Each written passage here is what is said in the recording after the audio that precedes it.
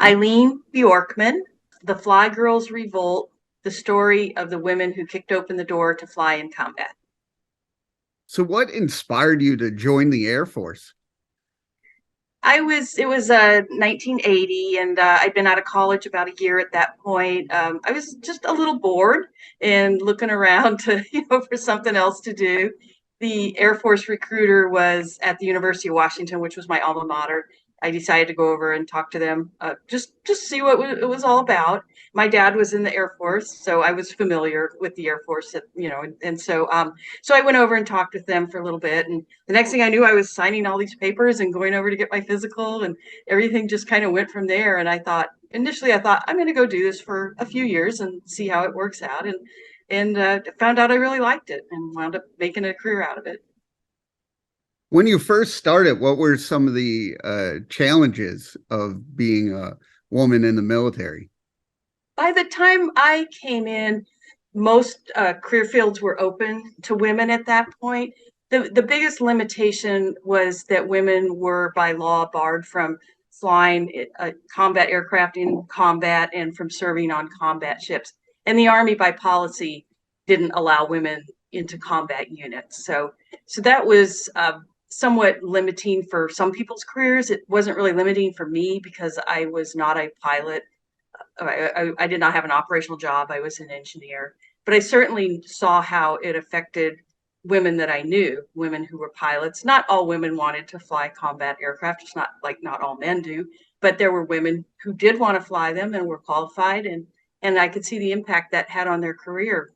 Plus, it really isn't fair to commanders who maybe don't necessarily have the best people. If you have a woman who graduates at the top of her class, pilot training class, normally she would go to a fighter. And, if she wanted to go to a fighter, she would do that. Instead, she wouldn't be allowed to, and the next best person would go instead. Can you tell me about your book, Fly Girls Revolt? It's the title, I think, kind of says the general story, the story of the women Yeah. who kicked open the door to flying combat. But it's also this kind of continuous struggle that happened starting back in World War II when women first came into the military.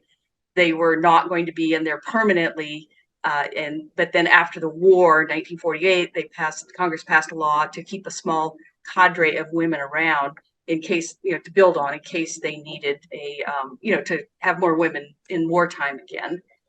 Those women weren't allowed in combat. They were very limited what they could do. And really over the next 25 years or so, there was a real struggle for more equality and to allow women to serve in more career fields, to allow them to be promoted to higher ranks, to be allowed to have kids, and there were all kinds of issues that were just gradually taken care of over the next 25 years. And so it was not a linear, progression at all. There were times when people went forward for a while and then they kind of went back.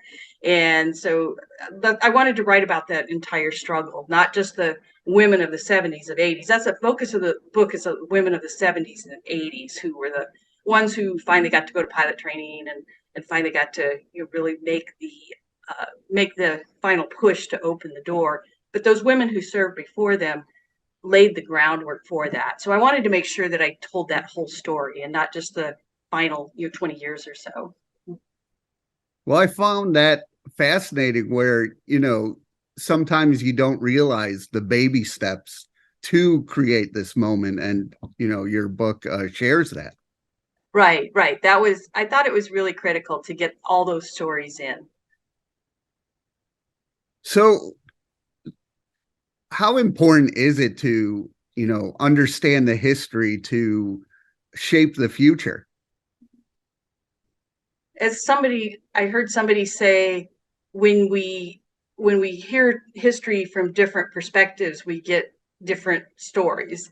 And if you look at a lot of the histories of the military, especially from World War II up through the middle of the 70s, say, women are almost non-existent. There's people, and it's sort of like finding the hidden histories of the women who worked for NASA the African American women in Hidden Figures. It's a similar kind of thing. They're there, they got some credit, but at the same time, most people don't know about them, and most people don't know about this story and realize how much women have contributed to history, not just in the military, but across the board. And we have a lot of career fields even today where women don't participate as much as they could. And aviation is one of those, not just in the military, but in the civilian side of the house as well. So I think understanding that women have been fighting this battle for many, many years is very important as we try to get more women into aviation in the future, because there's a shortage of aviation professionals in this country, especially pilots right now. And when you're sort of ignoring half of your workforce, if you will, as potential candidates, that limits the number of people that you can bring in. So I think just understanding that history of how women got themselves into this career field in the first place and opened those doors is important. First, it's important to understand, but it's also inspiring, I think, to young women who might want to be thinking about aviation as a career field and realizing that you can do this. You absolutely can do this. And not only that, we need you. With the book, how is the process creating it with the research and talking to people? So some of it was, I already had a general outline of what happened because I lived part of this. I came in 1980, obviously. I was a flight test engineer, so I was flying in the back seat and back end of aircraft, even fighter aircraft at that time, because they were test airplanes. So I had a perspective on what had gone on. I had watched this evolution from the time I came in through 1993, when the doors to combat finally opened and the doors to combat aircraft finally opened. And I had studied some of the history. I read a book about that Jean Holm, who is one of the main characters in my book. She had written a history of women in the military, and I had read that when I was a captain. So I had a kind of a basic outline and understanding of what had happened.